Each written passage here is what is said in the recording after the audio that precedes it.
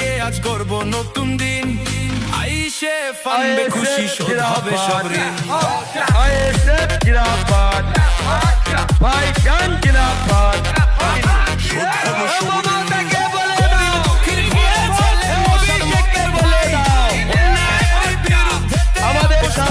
একটুখানি ভাগা রাখো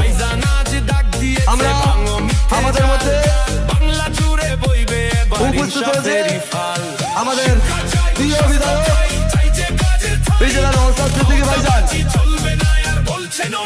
ওই জায়গাটা চলে যান আর এখানটায় ছাড়েন ভাই রাস্তাটা ছেড়ে দিয়ে ওই দিকটায় যান।